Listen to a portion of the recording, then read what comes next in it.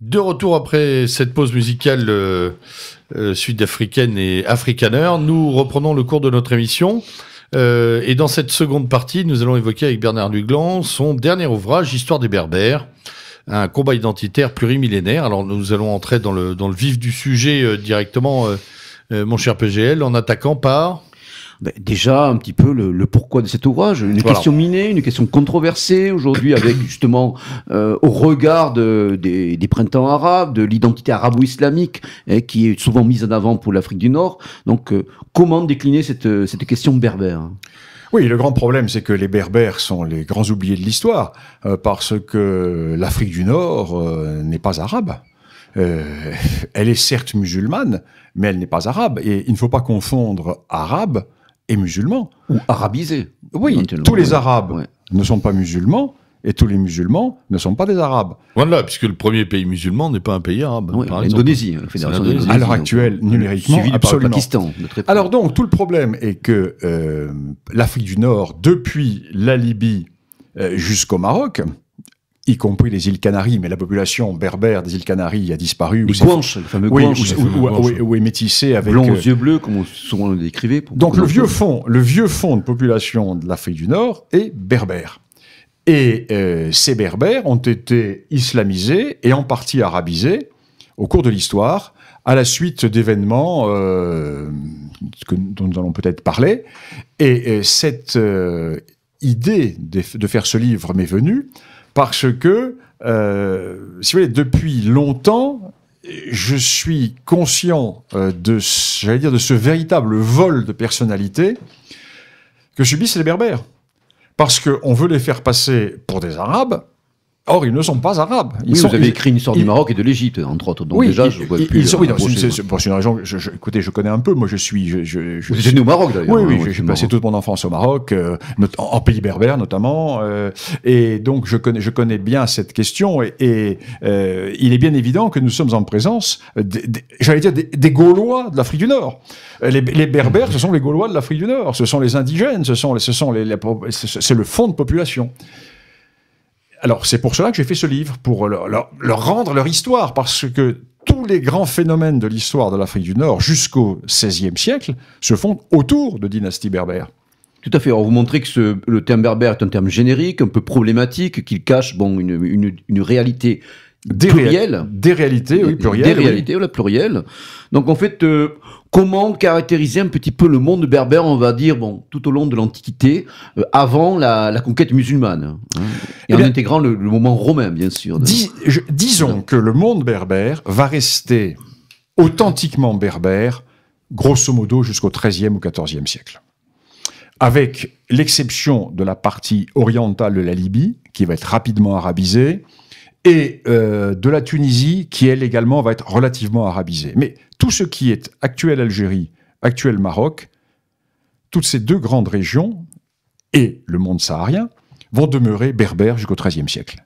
Parce que l'apport ethnique arabe, au moment de la conquête, est une goutte d'eau dans l'océan berbère. C'est vrai que ça reste une question très controversée aujourd'hui. Enfin, en tout cas, c'est pas controversé historiquement. Non, je veux dire par rapport aux tenants aujourd'hui de l'identité arabe, c'est des questions alors, donc, il y a deux logiques. Il y a l'idéologie arabo-musulmane qui dit, et c'est l'idéologie officielle de l'Algérie, qui dit, certes, bien sûr que les Berbères étaient là avant, bien sûr que le fond de la population est berbère, mais parce qu'ils se sont convertis à l'islam, ils sont rentrés dans le monde culturel arabo-musulman. L'Oumma, la vision de l'Oumma, la vision universaliste. Voilà.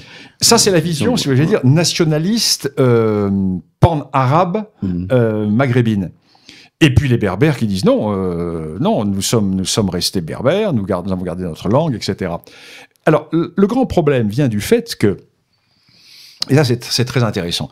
Là, l'historien se régale en travaillant là-dessus, parce que c'est très intéressant, car nous sommes bien documentés, nous avons des travaux, nous avons des sources fort importantes. Et en fait, il faut distinguer au Maghreb deux zones. Il faut distinguer le Maghreb oriental, disons l'actuelle Tunisie jusqu'à la région de Constantine à peu près, et toute la partie située plus à l'ouest, et essentiellement le Maroc. La partie de l'Est a été christianisée, pas la partie de l'Ouest. Il y a eu une énorme christianisation du monde maghrébin, des Berbères maghrébins, dans l'actuelle Tunisie, dans l'Algérie centrale et orientale. Saint-Augustin était d'Hippone. Oui, On l'oublie. oui, mais Ça le rappeler, il n'y a pas que ça. Oui, il n'y a pas que ça. Il y avait 150 évêchés, etc. Mais quand vous passez à la hauteur de l'actuelle ville d'Oran, par exemple, jusqu'à l'Atlantique, il n'y a plus de chrétienté. Il y a 2 petites chrétientés, une à Tanger, une à Ceuta. On n'est même pas certain qu'il y ait eu une véritable chrétienté à Volubilis, et au moins indigène. Ce qui fait qu'il n'y a qu'une petite partie du Maghreb qui a été romanisée et christianisée. Cette partie romanisée et christianisée, c'est là où ça devient intéressant, va résister aux Arabes, pas la partie non romanisée. D'accord. Mais cette partie qui va résister aux Arabes, une fois qu'elle va être vaincue, va se convertir à l'islam et va perdre son identité berbère.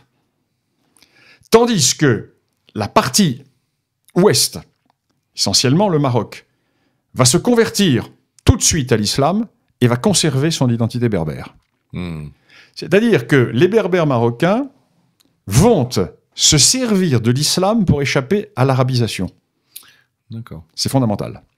Et chaque fois qu'ils vont être menacés par un pouvoir arabe, qu'il s'agisse d'un pouvoir arabe venant d'Espagne, ou un pouvoir arabe venant des khalifats orientaux, ils vont adopter les hérésies de l'islam qui vont leur permettre d'écarter la menace du monde arabe. Oui.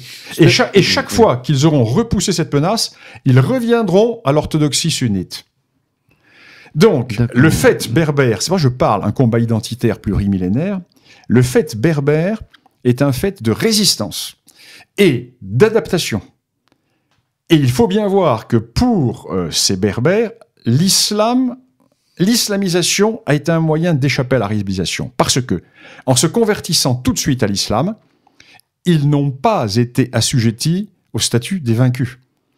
Dhimmi, entre autres pour les autres. Ouais. Ils ont été associés à la conquête. C'est eux qui ont fait la conquête de l'Espagne. Alors ensuite, tout va évoluer au XIIIe siècle. 12e, 13e. Que va-t-il se passer au 12e, 13e siècle? Il va se passer que vont arriver, pour la première fois, des masses arabes. Alors ces masses arabes sont des tribus qui vont, les tribus hilaliennes, Beni Solahem, Beni Hilal, Beni Makhil, etc., qui vont sortir d'Arabie, qui vont dévaster le nord de l'Égypte, et ces tribus vont être, au XIe siècle, envoyées par les Fatimides vers l'ouest, vers la Libye. Donc, rappelons pour les auditeurs que c'était un califat chiite qui était établi au Caire. C'était des Berbères, surtout. Oui. Attention, parce que les Fatimides, ce sont les Berbères Koutama de Petite Kabylie. Certes, le leader n'est pas berbère, mais toute la troupe est berbère. Ce sont les tribus berbères qui vont conquérir l'Égypte. Et quand les Fatimides déplacent le siège de leur commandement du Maghreb en Égypte, ils laissent le commandement à d'autres berbères qui vont se soulever assez rapidement pour échapper à la tutelle fatimide, toujours l'indépendance berbère. Donc, les Fatimides d'Égypte, pour se venger des berbères qui se sont révoltés contre eux, et pour écarter le danger arabe qui déferle sur le nord de l'Égypte, vont envoyer ces tribus vers l'ouest. Et ces tribus vont arriver, elles vont commencer à déferler sur l'Afrique du Nord. Alors nous avons les descriptions qui sont tout à fait importantes. Et là, nous sommes au moment de la dynastie almohade, des Almohades, dynastie berbère, authentiquement berbère. Ce sont les berbères du Haut-Atlas marocain, les Almohades. Qui vont débarquer en Espagne. Oui, entre autres. Voilà, entre autres. Alors, les Almohades vont se porter en avant de ces tribus arabes. Ils vont les écraser. Ils vont vraiment les écraser. Et là, ils vont prendre une décision qui va être lourde de conséquences, car ce vont être des berbères qui vont arabiser le Maghreb. Au lieu de les repousser vers la Libye et vers l'Égypte, ils vont les faire rentrer dans leur ditch, dans leur armée, parce qu'ils ont besoin de troupes pour aller en Espagne. Parce qu'au même moment, en Espagne, la Reconquista chrétienne est en train de pousser vers le sud. Donc, ils font rentrer ces tribus dans le service almohade et il les ramène avec eux vers l'actuel Maroc et il les installe dans la vallée de la Moulouya, donc entre l'Algérie et le Maroc, et ils vont les installer dans les plaines de Marrakech et surtout dans toute la région côtière et des Doukala marocaines. Et ces tribus arabes vont arabiser les Berbères de la région, à telle enseigne qu'aujourd'hui, dans ces régions, vous avez affaire à des Berbères qui pensent être d'ascendance arabe. Ah oui, oui.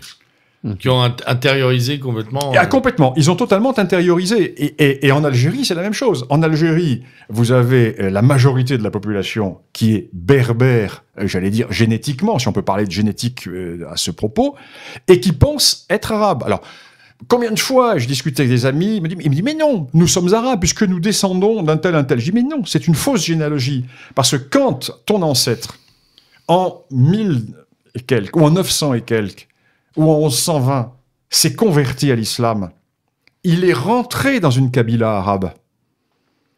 Et en entrant dans une kabila arabe, il a pris la généalogie de la famille qu'il avait convertie. D'accord. Ce qui fait qu'ils vont vous réciter une généalogie. Alors, les premiers spécialistes de l'Algérie ont dit, oui, ils sont des Arabes, regardez la généalogie. Pas du tout, pas du tout. Ce sont des emprunts généalogiques.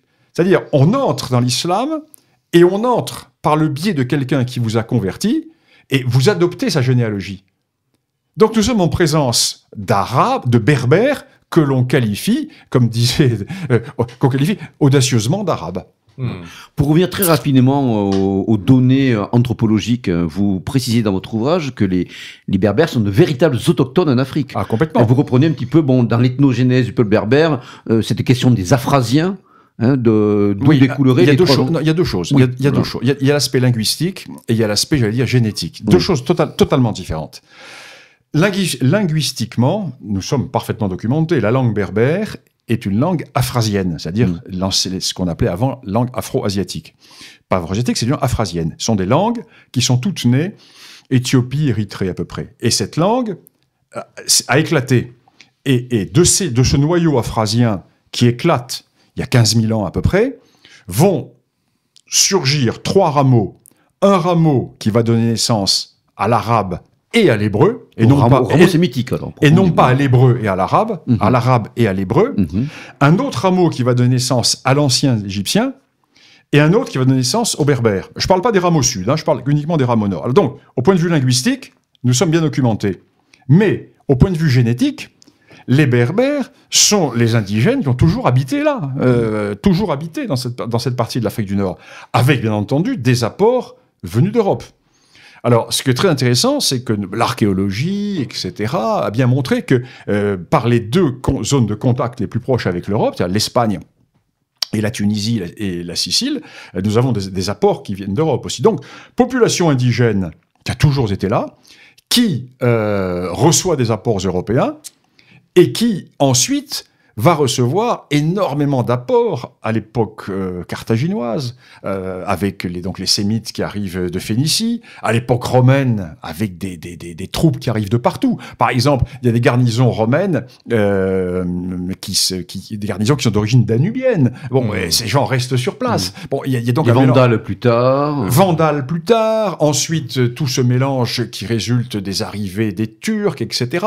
Et des esclaves, africains, subsahariens aussi. Oui, bien entendu, surtout au Maroc. Oui. Et également énormément d'Européens, parce que à l'époque des Almoravides, empire berbère, rigoriste, etc., il y a des régiments entiers de chrétiens. Oui. Même de Slaves, il y en avait en Espagne. Mais ce ne sont pas des esclaves, ce sont pas des esclaves. Non, des Slaves, je veux dire, des Slaves. Je parle des régiments entiers. Quand on voit ou bien les Castillans ou les Aragonais, et ils ont leur garnison, etc., ces gens font souche sur place. Donc, il y a, si vous voulez, un mélange qui est considérable. C'est vrai que vous avez des types physiques totalement différents. Alors, les types il y a un panel très ouvert, physique. Vous avez, je raconte toujours cette histoire. On entend parler des complexions claires qu'on pouvait trouver dans certains coins de Kabylie. Écoutez, je raconte toujours l'histoire. Un jour, j'étais sur Royal Air Maroc, une hôtesse qui me sert un café, et je lui dis, vous êtes de telle tribu du Rif. Et elle me dit, mais comment vous le savez? Je dis, parce que vous êtes rousse, vous avez les yeux verts, et vous avez des taches de rousseur, et vous ressemblez à une Irlandaise. Donc vous êtes de telle tribu. Elle me dit, oui, c'est vrai. Mais au même moment, vous avez le pilote qui peut être totalement noir. Parce que lui, ça va être un berbère du Sud, dont les grands-pères... négrifiés, quoi, voilà. Dont les grands-pères avaient des femmes esclaves, et dans les mêmes familles, vous avez des blonds et des noirs qui sortent. Donc vous avez un mélange, un panel... maintenant, c'est la langue qui les distingue, hein, la langue. C'est une histoire passionnante, cette histoire des Berbères. Parce que complexe, mais passionnant. Oui. Alors justement, ce fait de berbère, comment il se décline à l'époque ottomane, hein, donc, entre, on va dire, bon, le fait almorade, dont vous venez de parler, et puis, bon... Disons que le Maghreb, jusqu'au XVe siècle, est gouverné par des dynasties berbères. Et puis, à partir disons, grosso modo, le XVIe siècle, XVIIe siècle, il y a un basculement qui va se produire. Toute la partie centrale, orientale, va passer sous contrôle ottoman, et la partie occidentale, c'est-à-dire l'actuel Maroc, sous le contrôle d'une dynastie arabe, les Alaouites, qui sont toujours au pouvoir au Maroc. Et donc, à l'époque ottomane, le Maroc va lutter contre les Ottomans, et toute la partie l'Algérie, l'Algérie, Tunisie et Libye actuelle, ce sont des possessions, des bellicats ottomans. Voilà, oui, avec les fameux des barbaresques qui feront régner aussi une insécurité assez constante dans cette partie de la Méditerranée, entre autres. Oui. Disons jusqu'à la fin, disons jusque dans les années 1780. Après, ça se calme. 85-90, il va y avoir encore des expéditions, effectivement. Après, disons dans les années 1830, quand se fait la conquête de l'Algérie, le phénomène a quasiment disparu. Alors, au moment du débarquement des Français, que ce soit sur un mode colonial ou de protectorat, quel va être un peu le traitement qui sera réservé aux Français, aux Berbères, par l'administration française? Est-ce qu'il y aura vraiment une politique on va distinguer un petit peu, on va jouer Ça, c'est très intéressant. Distinguons l'Algérie et le Maroc. Ce sont deux aspects différents. Alors, en Algérie, administration militaire jusqu'en 1870-71, avec les bureaux arabes. Et à partir de 1871, l'Empire, donc Napoléon III, est renversé. La République est le gouvernement provisoire, et à partir de ce moment-là, l'administration civile s'installe en Algérie. Et à partir de ce moment-là, l'Algérie française est morte. L'Algérie française est morte en 1871, quand on a supprimé les bureaux arabes, c'est-à-dire les officiers qui administraient les tribus, et qu'on les a remplacés par des fonctionnaires, avec tout ce que la France a de plus caricatural dans son aspect fonctionnariat. On remplace les officiers qui parlaient la langue du pays, qui connaissaient, qui étaient respectés, qui défendaient les tribus, etc., par des fonctionnaires, hier préfet du Rhône, le lendemain préfet de Constantine. Donc, terminé. On peut dire que l'Algérie va disparaître à ce moment, française est condamnée. Soulèvement des Kabyles, avec le soulèvement de Mokrani. Mokrani qui dit « Moi, je consens à obéir à un officier, mais je n'obéirai jamais à un marchand. » C'est un réflexe. Très sain réflexe. Et bien entendu, la République jacobine écrase la Kabylie, écrase Mokrani. Et les Kabyles vont être considérés ensuite comme des trublions. Alors que les zones dites arabes ne vont pas bouger. Les zones dites arabes vont pas bouger, au contraire, elles vont fournir des troupes à l'armée française pour aller lutter contre les Kabyles. Ce qui fait que la France va toujours se méfier de la Kabylie. Et d'ailleurs, en 54, ce sont les Kabyles et les Chaouia, les gens des Aurès qui vont se soulever. Ce ne sont pas les zones arabes. Au Maroc, c'est totalement différent. Au Maroc, c'est totalement différent parce que l'IOT, je vous disais tout à l'heure, l'IOT est l'archétype du colonisateur intelligent et réaliste. Mais l'IOT a cassé la berbérité au Maroc, il faut bien le voir. Parce que l'IOT est envoyé au Maroc pour restaurer le pouvoir du sultan. Or, c'est un pouvoir arabe. Et quelle est la situation du Maroc quand arrive l'IOT dans les années 1910-1912 ? C'est-à-dire que les tribus berbères sont en dissidence depuis quelques dizaines d'années. Elles refusent de prêter serment au sultan. Elles refusent d'obéir au sultan. Ou alors elles vont soutenir tel ou tel candidat. Il n'y a plus, si vous le voulez, la beïa, c'est-à-dire la beïa, le serment, le système politique marocain, les chefs de tribu viennent prêter la beïa, c'est-à-dire le serment d'obéissance au sultan, et en échange, le sultan redonne l'autorité aux chefs sur les tribus. Et ces tribus doivent fournir l'impôt, payer l'impôt et fournir les troupes en cas de guerre. Alors, tribus ne marche plus, tout ça a échappé au sultan. Il n'y a que les tribus arabes qui vont soutenir le sultan. Donc Lyautey vient pour rétablir l'autorité de l'État marocain. Et rétablir l'autorité de l'État marocain, c'est ce qu'on appelle la pacification. Mais c'est surtout ce qu'on appelle la lutte contre les tribus berbères. Et Lyautey va réussir, puisque au lendemain de la Seconde Guerre mondiale, eh bien, une fois que la guerre du Rif sera terminée, quelques années après, Lyautey sera parti d'ailleurs, toutes les tribus berbères seront revenues dans l'obéissance au sultan. C'est-à-dire que la berbérité aura été reprise en main par la monarchie marocaine. Et dans les années 1930-35, certains responsables de l'administration française au Maroc ont dit, mais il y a deux Marocs. Il y a deux Marocs. Il y a le Maroc arabe, puis il y a le Maroc berbère. Et il faudrait peut-être qu'il y ait deux types d'administration.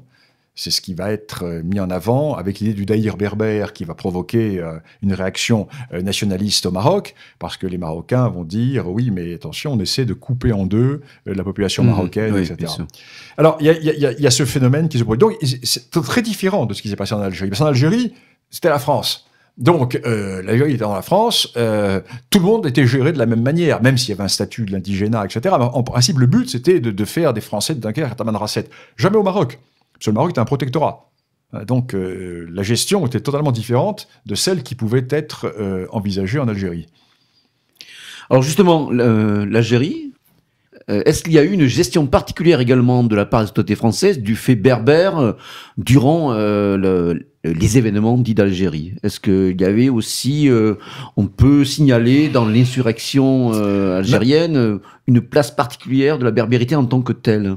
Ah ben, l'insurrection algérienne, le combat était mené par les Berbères, par les Berbères de Kabylie et par les Berbères des Aurès, ça c'est très clair.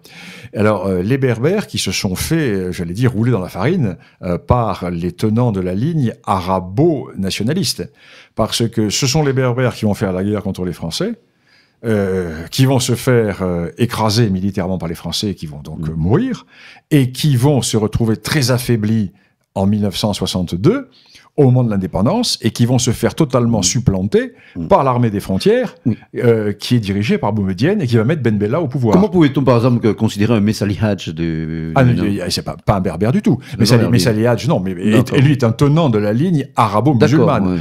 Ouais. Le MNA, qui était en grande partie, le mouvement nationaliste algérien, le mouvement national algérien, était en grande partie composé de berbères, avait à sa tête un nationaliste arabo-musulman. Alors là, si vous voulez, c'est la grande contradiction, parce que dans le mouvement berbère, dans les années 1945-50, va se poser la question très claire.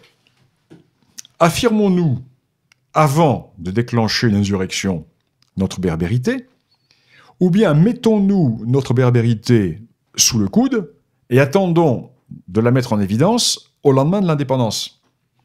Et j'allais dire, les tenants du courant arabo-musulman vont posséder totalement les berbères. Ils vont dire, écoutez, ne parlons pas de berbérité, la priorité c'est de lutter contre les Français, donc parlons du nationalisme algérien. Ce qui fait que les berbères vont rentrer dans la lutte contre la France en laissant de côté leurs revendications berbères. Aucun des grands textes de l'indépendance algérienne ne fait allusion à la berbérité.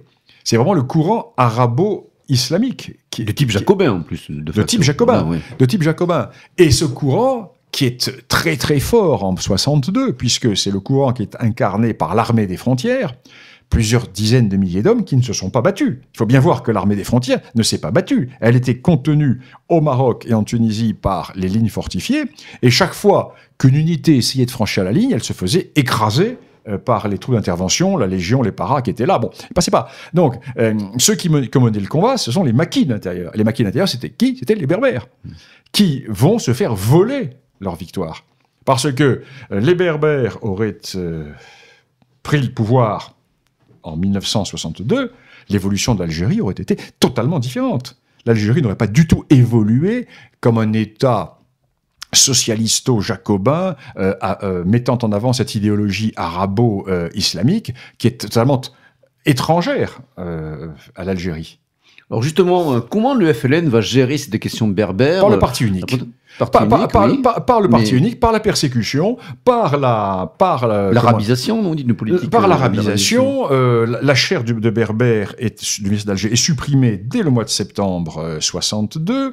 Le ministre de la culture algérien dit les Berbères n'existent pas, c'est une création des Pères blancs, c'est une création coloniale, il n'y a pas de Berbères. Et parler de berbérité, c'est être pour l'Algérie française, c'est-à-dire c'est soutenir le colonisateur. Les Berbères vont essayer de se soulever en 63, ils vont être écrasés, ce qui fait que la revendication berbère va dormir et elle va surgir périodiquement jusqu'au moment dans la décennie 80-90 avec le printemps berbère, avec cette résurgence très très forte qui va. Il y avait aussi un parti politique, le Parti des Forces sociales. Oui, mais de Hosni Ahmed, non? Oui, mais le problème d'Ahmed Ahmed, c'est qu'il a complètement camouflé la revendication berbère sous une appellation socialiste. C'est-à-dire qu'on ne sait plus. Effectivement, tout le monde sait que c'est un parti berbère, mais il ne met pas en avant la berbérité, il met en avant la démocratie et le socialisme.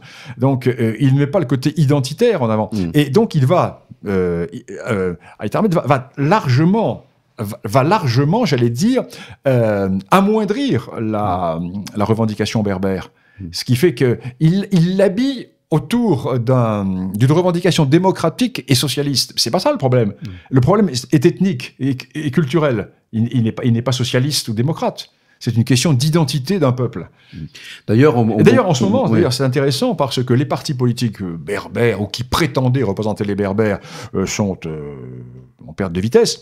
Et l'on voit un mouvement très intéressant qui est en train de se définir dans le monde berbère en Algérie.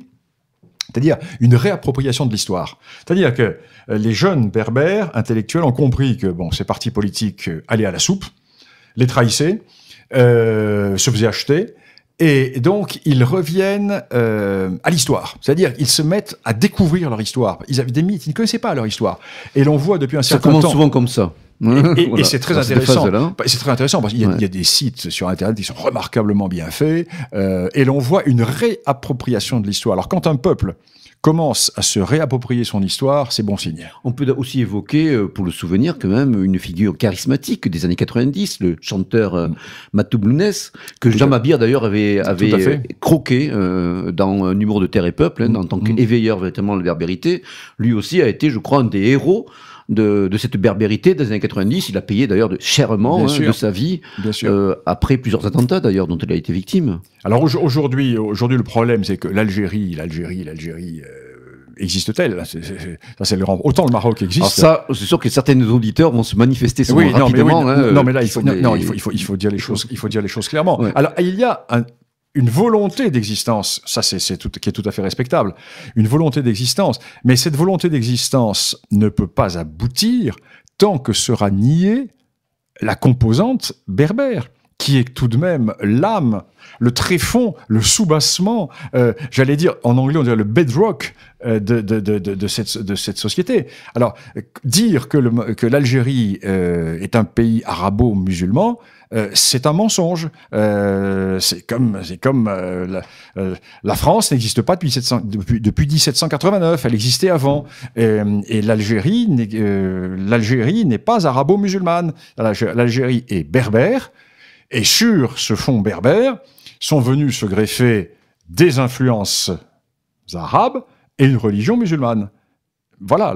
Mais il faut bien voir qu'au début, à la base, nous avons les Berbères. Et que cette histoire berbère est une histoire millénaire qui va durer et qui va perdurer jusqu'à l'époque contemporaine, puisque si l'Algérie est indépendante, c'est en grande partie parce que les Berbères se sont battus contre nous, Français. Alors que quand les Arabes n'ont pas suivi. En tout cas, cette question berbère continue de se manifester de l'actualité. Vous vous êtes exprimé très récemment, notamment avec l'affaire du Sahara, avec le soulèvement en Azawad, avec aussi le rôle que certaines tribus de berbères ont pu jouer en Libye. En tout cas, ont voulu faire entendre leur voix. Très rapidement, il nous reste, je crois, quelques minutes. Pouvez-vous rapidement tracer le trait des évolutions en cours concernant justement le rôle des Berbères dans cette région? Alors, il y a un réveil, une renaissance berbère qui est tout à fait détonnante. En Libye, par exemple, personne ne savait qu'il y avait des Berbères. On a découvert qu'il y avait des Berbères à l'occasion des événements de l'année dernière. Or, toute la partie située à l'extrême ouest... C'est le Fezzan, non plutôt Non, je parle de la partie... dans le Fezzan, il y a des Toubous et des Touaregs. Non, les Berbères berbérophones, qui sont apparentés aux Berbères d'Afrique du Nord, sont dans l'extrême ouest de la Libye, dans le Djebel Nefouza, avec un débouché sur la mer. Alors, ce qui était intéressant, c'est que les statistiques officielles à l'époque de Kadhafi disaient il y a 5-6% de Berbères en Libye. C'est faux. Il y en a beaucoup plus de berbérophones. Et ce qui est intéressant surtout, c'est de voir que 90% de ces Berbères vivent en Tripolitaine, c'est-à-dire dans la partie ouest. Et 100% de ces Berbères vivent dans l'extrême ouest de la Tripolitaine. Ce qui fait que la partie de l'extrême ouest de la Tripolitaine est une partie à majorité berbère, divisée en deux. Les Berbères berbérophones et les Berbères arabophones. Mais ce sont les mêmes, ce sont les cousins, ce sont les mêmes tribus. Certaines ont pris la langue arabe et d'autres ont gardé la langue berbère. Donc il y a un réveil très important qui se fait dans cette zone et ce sont les deux brigades berbères qui ont pris Tripoli. C'est eux qui ont gagné la guerre. Ce sont les seuls qui se soient battus. Les autres ne sont pas battus contre Kadhafi. Tiraient des coups de fusil, partaient, etc. Il n'y a pas eu de guerre. Les seuls qui se soient battus, ce sont les deux brigades berbères. L'une berbère berbérophone et l'autre berbère arabophone de Nefouza et de la région. Réveil berbère également, à l'heure actuelle, dans l'Azawad. Dans l'Azawad, avec les Touaregs. Mais attention, mais attention, là on confond beaucoup de choses, parce que l'Azawad n'est pas uniquement Touareg, il n'est pas uniquement berbère, il y a trois Azawad. L'Azawad, c'est toute la partie nord du Mali, c'est une immense région. Les Berbères, donc les Touaregs, n'occupent, leur homeland n'est qu'une petite partie de l'Azawad. C'est la partie centre-est de l'Azawad. Toute la partie ouest de l'Azawad est arabe, ou berbéro-arabe, avec les tribus qui sont les tribus arabes, ou qui se revendiquent comme tribus arabes, et qui traditionnellement luttaient contre les Berbères.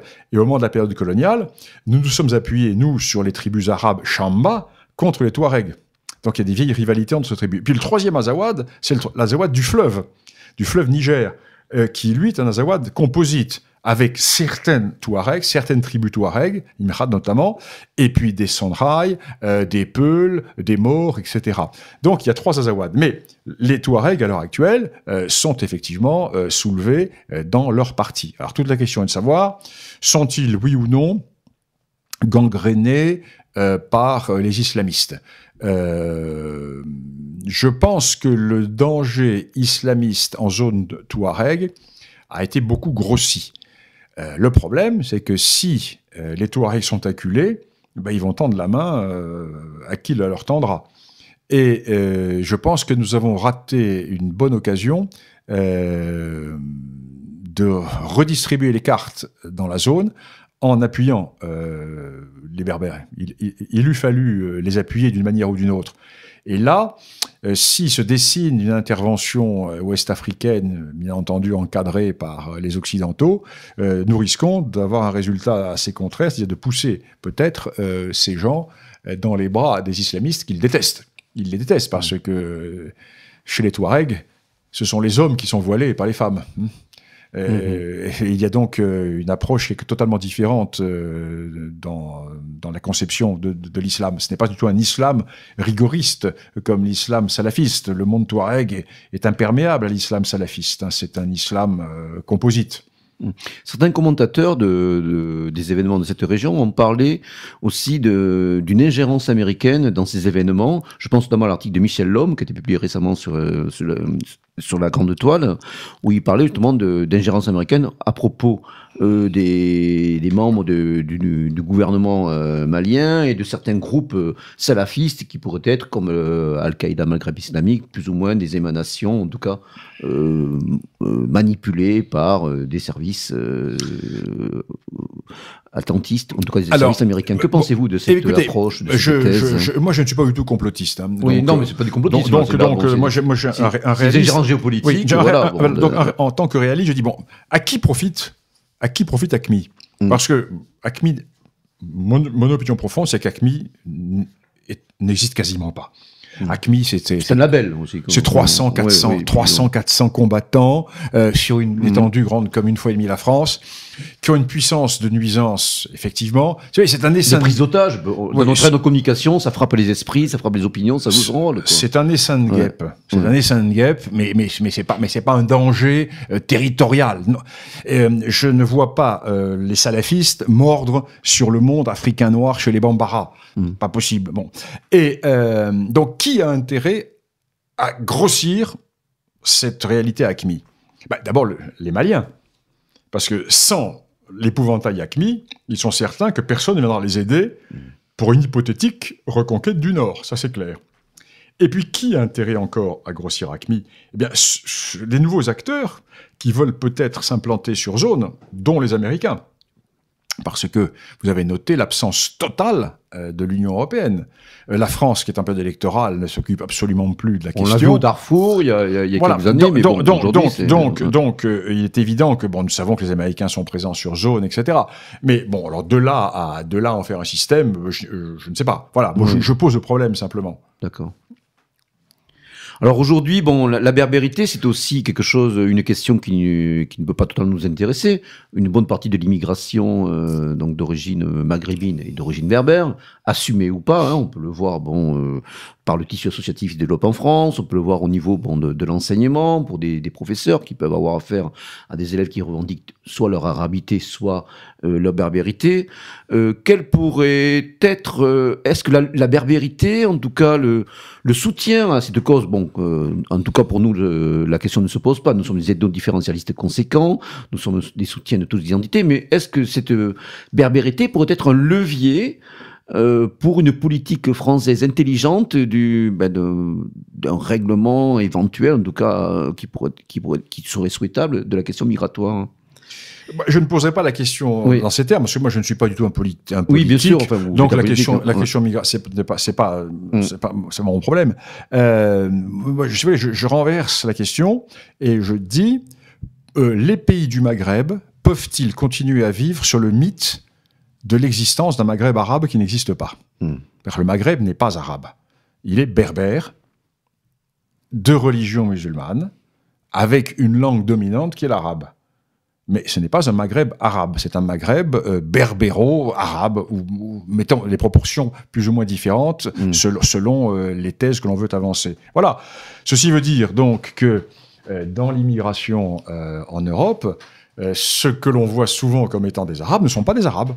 Ce sont des Berbères, mais qui ne savent pas qu'ils sont Berbères, souvent. C'est ça le problème. Alors, ce qui serait utile, c'est de réapprendre leur histoire, leur vraie histoire, aux jeunes issus de l'immigration, pour leur dire « Mais vous croyez que vous êtes Arabes? Vous n'êtes pas Arabes, vous êtes Berbères. Reprenez vos racines, reprenez votre histoire, reprenez vos sources, et reprenez votre identité. Là, vous êtes acculturés.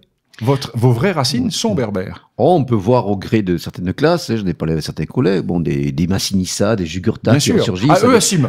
Alors quand vous avez un jeune qui s'appelle Massinissa ou qui porte le signe de l'homme, il n'y a pas de problème. Voilà, il n'y a pas de problème. Alors, lui n'est pas acculturé, lui il assume, c'est un identitaire. Mais la plupart de ces jeunes qui cherchent dans un islamisme totalement artificiel une identité se trompent de chemin. Il ferait bien mieux de rechercher leur identité dans l'origine de leur peuple, c'est-à-dire leur identité berbère. Tout à fait.